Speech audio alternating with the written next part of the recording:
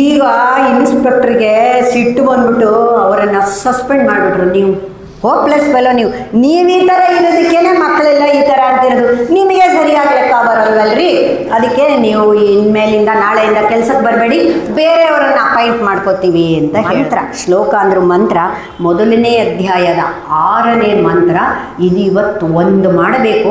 ಇದರಲ್ಲಿ ಎಷ್ಟು ವಿಚಾರಗಳು ಬರುತ್ತೆ ಒಂದೇ ಮಂತ್ರದಲ್ಲಿ ಅಂದರೆ ನಾವೆಲ್ಲರೂ ಅಗತ್ಯವಾಗಿ ತಿಳ್ಕೊಳ್ಬೇಕಾಗಿರೋದು ಅಂತ ತಿಳ್ಕೊಳ್ಳಿ.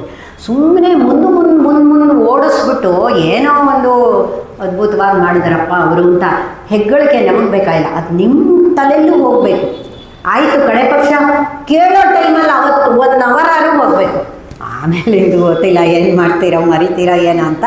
ಅದಕ್ಕೆ ಚೆನ್ನಾಗಿ ಮಾಡೋಣ. ಇವಾಗ ಇದರಲ್ಲಿ ಏನು ಹೇಳ್ತಾ ಇದ್ದಾರೆ ಅಂತ ಹೇಳಿದ್ರೆ, ಎಲ್ಲ ಜೀವರಿಗೂ ಆಶ್ರಯನು ಎಲ್ಲರಿಗೂ ಗಮ್ಯನೂ ಆಗಿರುವ ಪರಮಾತ್ಮನನ್ನು ಅರಿಯದೆ ಇವನಲ್ಲಿಯೇ ಇದ್ದುಕೊಂಡಿರುವ ಜೀವನು ಸಂಸಾರ ಚಕ್ರದಲ್ಲಿ ಸಿಲುಕಿ ನರಳುತ್ತಿರುವನು. ತಾತ್ಪರ್ಯ ಹೇಳ್ತಿದ್ದೀನಿ, ವಿವರಣೆ ಆಮೇಲೆ ನೋಡೋಣ ಏನು ಅಂತಂದ್ಬಿಟ್ಟು. ಎಲ್ಲರಿಗೂ ಆಶ್ರಯ, ಎಲ್ಲರಿಗೂ ಆಶ್ರಯ, ಎಲ್ಲರಿಗೂ ಗಮ್ಯ. ಗಮ್ಯ ಅಂದರೆ ಹೋಗಿ ಸೇರಬೇಕಾಗಿರೋ ಜಾಗ.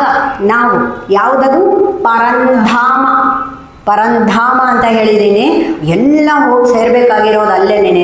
ಎಲ್ಲರಿಗೂ ಆಶ್ರಯ, ಎಲ್ಲರಿಗೂ ಆಧಾರ, ಸರ್ವಶಕ್ತಿವಂತ, ಸರ್ವವ್ಯಾಪಕ, ಸರ್ವಜ್ಞ, ಸಕಲಾಧಾರ, ಸಕಲಾಶ್ರಯ, ಪರಮಗತಿ ಅಂತ ಏನೆಲ್ಲ ನಾವು ಗುಣ ವಿಶೇಷಣಗಳನ್ನು ಹೇಳ್ತೀವೋ ಅಂತಹ ಪರಮಾತ್ಮ ನಮ್ಮೊಳಗೇ ಇದ್ದಾನೆ. ಜೀವನೂ ಇದ್ದಾನೆ. ನಿಮಗೆ ನಾನೆಲ್ಲ ಹೇಳಿದ್ದೀನಿ. ಸನ್ಯಾಸಿ ಪಕ್ಷಿ, ಸಂಸಾರಿ ಪಕ್ಷಿ ಅಂತ ಆ ಕಥೆನೂ ಹೇಳಿದ್ದೀನಿ. ಬೇರೆ ಬೇರೆಯವರು ಯಾರು ಬಂದವರು ಇಲ್ಲಿ ಉಪನ್ಯಾಸ ಮಾಡೋರು ಹೇಳಿರಬಹುದು ಅಂತ ಅನಿಸುತ್ತೆ.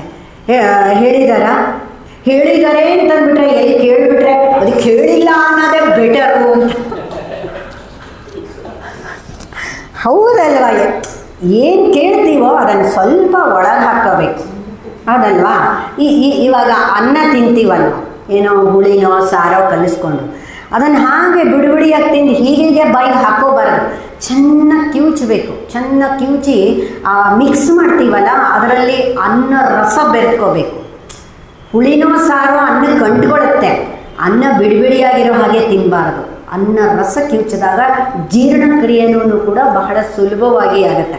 ಆ ಅನ್ನ ರಸ ಒಳಗೆ ಇಳಿದಾಗಲೇ ಅದು ರಕ್ತವಾಗಿ ಮಾರ್ಪಾಡೋದು. ಮತ್ತು ಇನ್ನು ಬೇರೆದೆಲ್ಲ ಚರಟ ಉಳಿಯುತ್ತಲ್ಲ, ಆ ಚರಟ ಎಲ್ಲದೂ ಕೂಡ ವಿಸರ್ಜಿತವಾಗೋದು. ಸೊ ಆದ್ದರಿಂದ ಹೇಳಿದಷ್ಟು ಸಾರ ರಸ ಇಳಿಬೇಕು, ಹೌದಲ್ವಾ? ಅದಕ್ಕೋಸ್ಕರನೇ ಕೇಳಿದೆ. ಇರಲಿ, ಗೊತ್ತಿಲ್ಲ ಹೇಳಿದಾರೋ ಇಲ್ವೋ, ಹೇಳಿದ್ರು ನಿಮಗೆ ಜ್ಞಾಪಕ ಇದೆಯೋ ಇಲ್ವೋ, ಇವಾಗ ನಾನೇ ಹೇಳ್ತೀನಿ. ನಮ್ಮೊಳಗಿರೋದು ಸನ್ಯಾಸಿ ಪಕ್ಷಿ, ಸಂಸಾರಿ ಪಕ್ಷಿ ಅಂತ ಅಂದರೆ 2 ದ್ವಾ ಸುಪರ್ಣ ಶ್ರೀಯುಜಾಹ ಅಂತ ಹೇಳ್ತಾರೆ. ಅದಕ್ಕೆ ಮುಂಡಕ ಉಪನಿಷತ್ತಿನಲ್ಲಿ ಬರುತ್ತೆ, ಸರಿಯಾಗಿ ಹೇಳಿದ್ದಾರೆ. ಸೊ ಅದರಲ್ಲಿ ಏನು ಅಂದರೆ 2 ಆತ್ಮ ಇಲ್ಲ, ಪಕ್ಷಿ ಅಂದರೆ ಇಲ್ಲ ಆತ್ಮ ಅಂತ. ಸೊ ಇರೋದು ಒಂದೇ ಶುದ್ಧ ಚೈತನ್ಯ, ಒಂದಾತ್ಮ. ಸೊ ಇವಾಗ ಈ ಸನ್ಯಾಸಿ ಪಕ್ಷಿ ಅನ್ನೋದು ನಿರ್ವಿಕಾರ ಚಿತ್ತದಿಂದ ಕೂತ್ಕೊಂಡಿದೆ.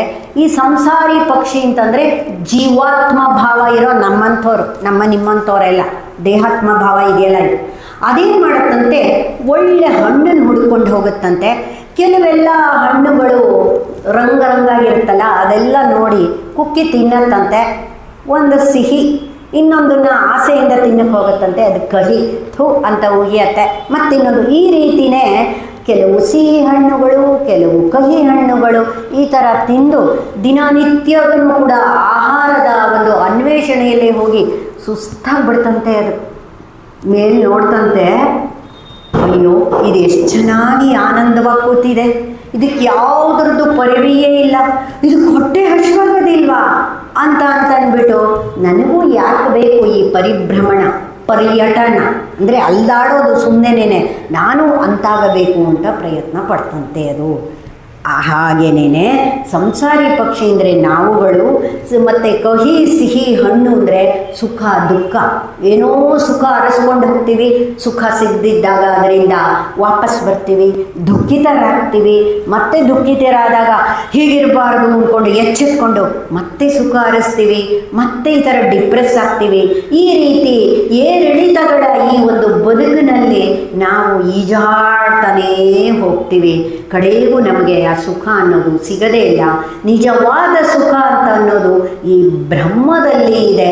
ಆಧ್ಯಾತ್ಮ ಕ್ಷೇತ್ರಕ್ಕಿಳಿದು ಆಧ್ಯಾತ್ಮ ಶಾಸ್ತ್ರವನ್ನು ಅಧ್ಯಯನ ಮಾಡ್ತಾ ನಾವು ಹೋದಾಗ ಮಾತ್ರ ಸುಖವನ್ನು ನಾವು ಕಾಣ್ಬೋದು. ಅದರಂತೆಯೇ ನಾವು ಅನುಷ್ಠಾನ ಮಾಡಿದಾಗ ಖಂಡಿತ ಪರ್ಮನೆಂಟ್ ಸುಖ ಪ್ರಾಪ್ತಿಯನ್ನು ನಾವು ಪಡಿಬೋದು. ಅರ್ಥಾತ್ ಪುನರ್ಜನ್ಮದಿಂದ ರಹಿತರಾಗಿ ಬ್ರಹ್ಮಾನಂದದಲ್ಲಿ ಇರ್ಬೋದು ಅಂತ ಅನ್ನೋದೇ ಇದ್ರ ಕತೆ.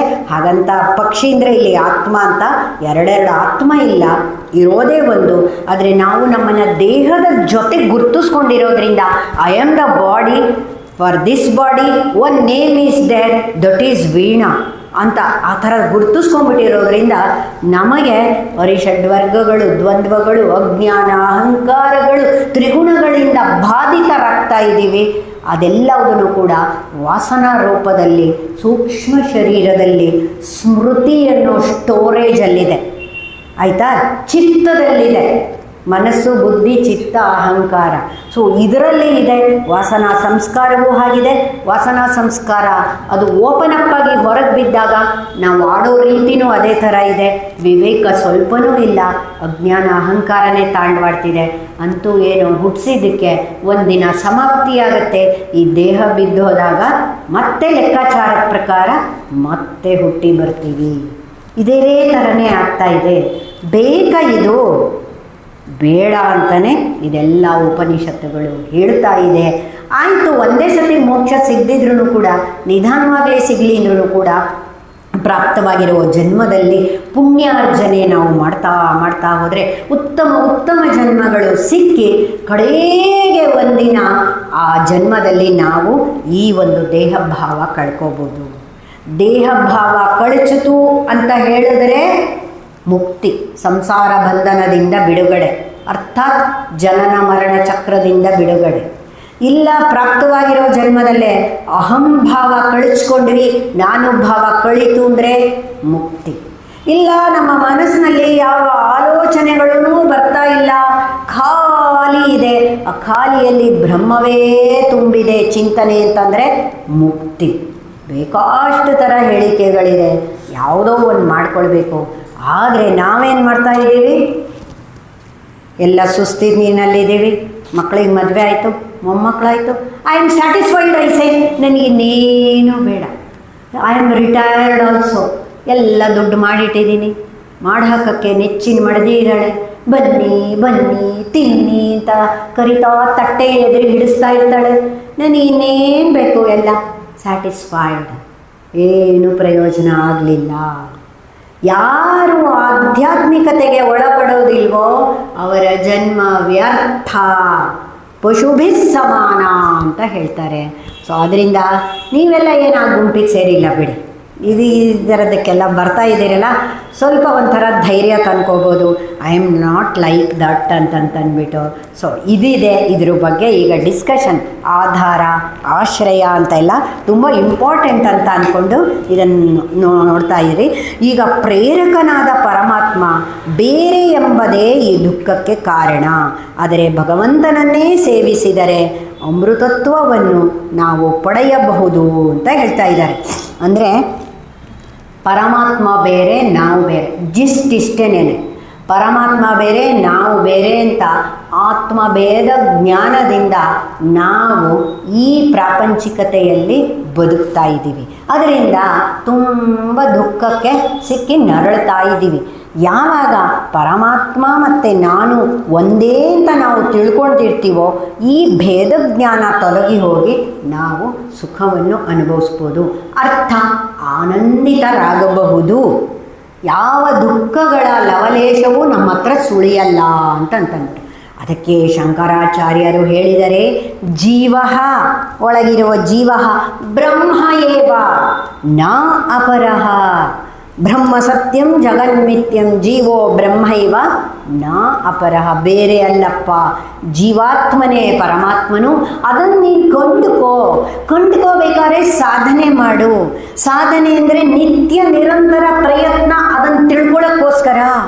ವಿರಾಮ ಬೇಡ, ಇವತ್ತು ಮಂಡೇ ತಿಳ್ಕೊಂಡೆ, ಆಲ್ಟರ್ನೇಟ್ ಡೇಸ್ ತಿಳ್ಕೊತೀನಿ ಗೊತ್ತಾ, ನಾಳೆ ಟ್ಯೂಸ್ಡೇ ನಾನೆಲ್ಲೋ ಹೋಗಬೇಕಾಗಿದೆ, ಟೈಮ್ ಇಲ್ಲ, ವೆಡ್ನೆಸ್ಡೇ ಇಲ್ಲ ಅಂತಂತಂದರೆ ದಿವಸದಲ್ಲಿ ಒಂದು ಅರ್ಧ ಗಂಟೆ ತಿಳ್ಕೊತೀನಿ. ಇಲ್ಲ, ರೆಗ್ಯುಲರ್ಲಿ ಕಂಟಿನ್ಯೂಯಸ್ಲಿ ನಿನ್ನ ಮನಸ್ಸೆಲ್ಲ ಅದರಲ್ಲೇ ಡ್ವೆಲ್ ಆಗಿರಲಿ, ಮತ್ತು ನಿನ್ನ ನಡವಳಿಕೆಯೂ ಕೂಡ ಅದರಂತೆಯೇ ಇರಲಿ. ಹೊರಗಡೆ ವ್ಯವಹಾರ ಮಾಡ್ತಾ ಇರು, ಹಾಯ್ ಹಲೋ ಒಂದು ಶೇಕ್ ಹ್ಯಾಂಡ್ ಮಾಡು, ಹೋಟ್ಲಲ್ಲಿ ಹೋಗಿ ತಿನ್ನು, ಉಪಹಾರ ದರ್ಶನಲ್ಲಿ ಬಿಸಿ ಬಿಸಿ ಇಡ್ಲಿ ಸಾಂಬಾರು ತಿನ್ನು, ಎಲ್ಲರ ಹತ್ರ ಸಿನಿಮಾ ಸೀರಿಯಲ್ ಮಾತಾಡು, ನೋ ಪ್ರಾಬ್ಲಮ್. ಅದೆಲ್ಲ ಬಾಹ್ಯಾಚರಣೆ. ಆದರೆ ಆಂತರ್ಯದಲ್ಲಿ 100% ಗಟ್ಟಿತನ ಇರಲಿ, ಇದಕ್ಕೋಸ್ಕರನೇ ಅಂತ ಆ ಥರ ಹೇಳ್ತಾರೆ. ಆ ರೀತಿ ರೂಢಿಸ್ಕೋಬೇಕು. ಅದೇನು ಸಾಧ್ಯ? ಅದು ಮಾತಾಡ್ತಾ ಇರುವಾಗ ಇದೆಲ್ಲಿ ಬರುತ್ತೆ ಅಂದರೆ ರೂಢಿಸ್ಕೊಳ್ಳೋದ್ರಿಂದ ಬರುತ್ತೆ. ಬಲಂ ಬಲಂ ಅಭ್ಯಾಸ ಬಲಂ ಅಂತಂದ್ಬಿಟ್ಟು ಸ್ವಲ್ಪನಾರು ಪರ್ಸೆಂಟೇಜ್ ಏರ್ಬೋದು ಅಂತ ಅನ್ನೋದು ಸತ್ಯ. ಇವಾಗ ನಾವು ಇದರ ವಿವರಣೆಯನ್ನು ನೋಡೋಣ. ಅಂದರೆ ಅರ್ಥ, ಭೇದ ಜ್ಞಾನ, ನಾನು ಬೇರೆ ದೇವರು ಬೇರೆ. ನಾವು ಹಾಗೆ ಮಾಡೋದು ಪೂಜೆಲ್ಲೂ, ರಾಜಾದಿರಾಜಾಯ ಪ್ರಸಖ್ಯ ಶಾಯಿನೇ ಅಂತ ಹೇಳ್ಕೊಂಡ್ಬಿಟ್ಟು ಅವನನ್ನು ಮೇಲೆ ಕೂಡಿಸಿರ್ತೀವಿ ಆಸನದಲ್ಲಿ. ನಾವು ಕೆಳಗೆ ಕೂತ್ಕೊಂಡು ಹಿಂಗೆ ಕೈ ಮುಕ್ಕೋತೀವಿ, ದೇವರು ಬೇರೆ ನಾನು ಬೇರೆ ಅಂತಂದ್ಬಿಟ್ಟು. ಇದೆಲ್ಲ ಓದಿ ತಿಳ್ಕೊಂಡು ಮಾತ್ರಕ್ಕೆ ನಾನು ದೇವ್ರ ಪಕ್ಕನೇ ಕೂತ್ಕೋತೀನಿ ಅಂತ ಅಂದ್ಬಿಟ್ಟು ಒಂದು ಸಮಕ್ಕೆ ಹಾಕ್ಕೊಂಡು ಅಥವಾ ಅವ್ರ ಪಕ್ಕದಲ್ಲೇ ಕೂತ್ಕೊಂಡು ರಾಜಾದಿರಾಜಾಯ ಪ್ರಸಖ್ಯ ಶಾಯಿನೇ ಅಂತ ಹಿಂಗೆ ಮಾಡ್ತೀವ? ಇಲ್ಲ. ಈ ಭೇದ ತಪ್ಪಬೇಕು. ಭೇದ ತಪ್ಪಿ ನಾನು ಅವನು ಒಂದೇ ಅನ್ನತಕ್ಕಂಥದ್ರಲ್ಲಿ ಸಮತ್ವ ಎಲ್ಲೆಲ್ಲೂ ಅದೇ ಕಾಣಬೇಕು.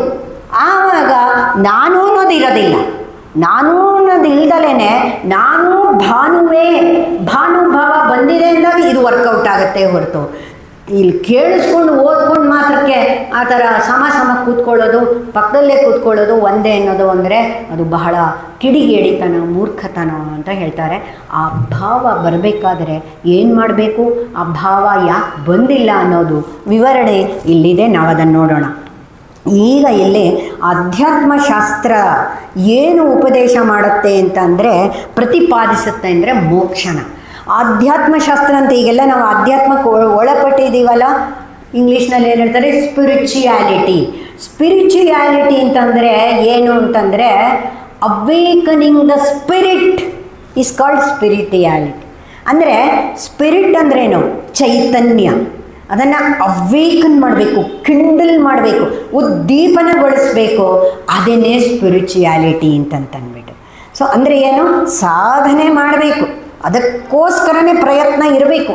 ಏನು ವಿಷಯ ಕೇಳ್ತೀನಿ ಅದರಂತೆಯೇ ಮನನ ಮಾಡ್ತೀನಿ, ಮನನ ಮಾಡ್ದಂಗೆನೇ ನಡ್ಕೋತೀನಿ, ಶ್ರೋತವ್ಯೋ ಮಂತವ್ಯೋ ನಿಧಿಧ್ಯಾಸಿತವ್ಯ ಅಂತಿದೆಯಲ್ಲ, ಅದನ್ನು ನಾನು ಫಾಲೋ ಮಾಡ್ತೀನಿ ಅಂತ ಇರಬೇಕು.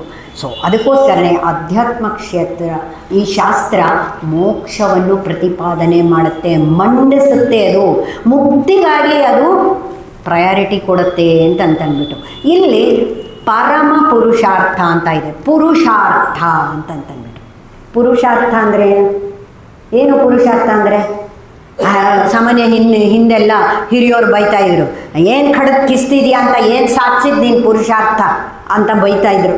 ಏನು ಘನಾಂಧಾರಿ ಮಾಡಿದೀಯಾ ಅಂತ ಈ ಥರ ಅಬ್ರ ಮಾಡ್ತೀಯಾ ಅಂತ ಹೇಳ್ತಾ ಇದ್ರು. ಏನು ಪುರುಷಾರ್ಥ ಸಾಧಿಸಿದ್ಯಾ ಅಂತಂದ್ಬಿಟ್ಟು. ಸೊ ಕೇಳಿದಿರ ಅಂದರೆ ಏನಾದ್ರು ಸಾಧಿಸಿದಕ್ಕೆ ಪುರುಷಾರ್ಥ ಅಂತಿದ್ರು. ಹಾಂ, ಈಗ ಪುರುಷಾರ್ಥಗಳು 4 ಇದೆ ಅಂತ ಹೇಳಿದ್ದಾರೆ. ಧರ್ಮಾರ್ಥ ಕಾಮ ಮೋಕ್ಷ ಅಂತಂದ್ಬಿಟ್ಟು ಅದಕ್ಕೆ ಚತುರ್ವಿಧ ಪುರುಷಾರ್ಥಗಳು ಅಂತ ಇದೆ. ನಿಜವಾಗ್ಲೂ ಪುರುಷಾರ್ಥ ಅಂದರೆ ಏನು ಗೊತ್ತಾ? ಸರಿಯಾದ ಅರ್ಥನ ಇವಾಗ ತಿಳ್ಕೊಳ್ಳಿ. ಇದು ಲಲಿತಾ ಸಹಸ್ರನಾಮದಲ್ಲಿ ಪುರುಷಾರ್ಥ ಅಂತ ಬರುತ್ತೆ. ಯಾವುದು ಜ್ಞಾಪಕ ಇದೆಯಾ? ಹಾಂ, ಪುರುಷಾರ್ಥ ಪ್ರದಾ ಪೂರ್ಣ ಭೋಗಿನಿ ಭುವನೇಶ್ವರಿ ಅಂಬಿಕಾರಾದಿನಿಧನ ಹರಿ ಬ್ರಹ್ಮೇಂದ್ರ ಸೇವಿತ. ಪುರುಷಾರ್ಥ ಪ್ರದಾ ಪೂರ್ಣ. ಪುರುಷ ಅರ್ಥ. ಪುರುಷ ಅಂದರೆ ಜೀವ, ಅರ್ಥ ಅಂದರೆ ಸಂಪಾದನೆ. ಈ ಜೀವನು ಏನು ಸಂಪಾದನೆ ಮಾಡಬೇಕು? ಮೋಕ್ಷ ಏವ. ಮೋಕ್ಷವನ್ನು ಸಂಪಾದನೆ ಮಾಡಬೇಕು, ಅದು ಪುರುಷಾರ್ಥ ಅಂತ ಹೇಳಿದ್ರೆ ಈಗ ಗೊತ್ತಾಯ್ತಲ್ವಾ? ಪುರುಷಸ್ಯ ಅರ್ಥ ಕಃ ಮೋಕ್ಷ ಏವ.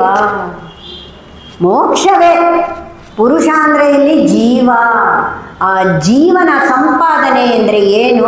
ಜೀವನ ಅಂದರೆ ಲೈಫ್ ಅಂತ, ಜೀವನ ಅಂತ ಹೊರಡು ಬರ್ತೀವಲ್ಲ ಅದಲ್ಲ, ರಾಮನ ಅಂತ ಬರಿತೀವಲ್ಲ ಹಾಗೆ ಈ ಜೀವಿಯ ಅಥವಾ ಜೀವನ ಆಯ್ತಲ್ವಾ.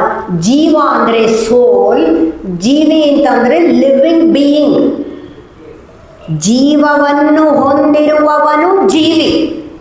ಇದೆಲ್ಲ ಸಣ್ಣ ಸಣ್ಣದು ಸಿಂಪಲ್ ವಿಚಾರ ಸರಿಯಾಗಿ ತಿಳ್ಕೊಂಡ್ರೆ ಈ ಒಂದು ಆಧ್ಯಾತ್ಮಿಕತೆಯ ಪ್ರವಚನ, ಉಪನ್ಯಾಸಗಳು, ಬ್ರಹ್ಮ, ಆತ್ಮ ಎಲ್ಲ ಚೆನ್ನಾಗಿ ಅರ್ಥ ಆಗ್ತಾ ಹೋಗುತ್ತೆ. ಇಲ್ಲಾಂದರೆ ತುಂಬ ಗೋಜಲಾಗಿ ಹೋಗ್ಬಿಡುತ್ತೆ ಏನು ಅಂತ ಅಂದ್ಬಿಟ್ಟು. ನಾವಂತೂ ತುಂಬ ಸಮಾನಾರ್ಥಕ ಪದ ಹೇಳಿ ಅರ್ಥಾತ್ ಅರ್ಥಾತ್ ಅಂತ ಎಲ್ಲ ಹೇಳಿ ಇದೆಲ್ಲ ಸಮಾನಾರ್ಥಕ ಪದ, ಈಕ್ವಿವೆಲೆಂಟ್ ವರ್ಡ್ಸ್ ಅಂತ ಹೇಳ್ತಾ ಇರ್ತೀನಲ್ವ ನಾನು, ಅದನ್ನು ತಿಳ್ಕೊಳ್ಬೇಕು. ಸರಿ, ಇವಾಗ ಈಗ ತಿಳ್ಕೊಂಡ್ರಿ ಪುರುಷಾರ್ಥ ಅಂದ್ರೇನು ಅಂತ. ಅದು ಪರಮ ಅಂತ ಬೇರೆ ಒಂದು ಅಡ್ಜೆಕ್ಟಿವ್ ಹಾಕಿದ್ದಾರೆ, ವಿಶೇಷಣ ಶಬ್ದ ಹಾಕಿದ್ದಾರೆ, ಪರಮ ಪುರುಷಾರ್ಥ. ಈ ಒಂದು ಜೀವಿಯ ಸಂಪಾದನೆ ಅಂದರೆ ಸರ್ವೋತ್ಕೃಷ್ಟವಾದಂತಹ ಮೋಕ್ಷ ಪ್ರಾಪ್ತಿತ್ವ. ಆ ಆಧ್ಯಾತ್ಮಿಕ ಶಾಸ್ತ್ರ ಪರಮ ಪುರುಷಾರ್ಥವನ್ನು ಪ್ರತಿಪಾದನೆ ಮಾಡುತ್ತೆ ಅಂತ ಹೇಳ್ತಾ ಇದ್ದಾರೆ ಇದನ್ನು. ಸರಿ, ಈಗ ಮುಕ್ತಿ ತತ್ವ ಎಲ್ಲರೂ ಕೂಡ ಇದನ್ನು ಒಪ್ಕೊಳ್ಳೋದಿಲ್ಲ. ನಾನು ಆವಾಗಲೇ ಹೇಳ್ದಂಗೆ ಒಬ್ಬೊಬ್ಬರು ತಲೆಯಲ್ಲಿ ಬುದ್ಧಿ ಒಂದೊಂಥರ, ಸಂಸ್ಕಾರ ಒಂಥರ, ಆಲೋಚನೆಗಳು ಒಂಥರ, ಅವರು ಅದನ್ನು ಎಕ್ಸ್ಪ್ರೆಸ್ ಮಾಡೋ ರೀತಿನೇ ಒಂಥರ, ಟೋನೇ ಒಂಥರ.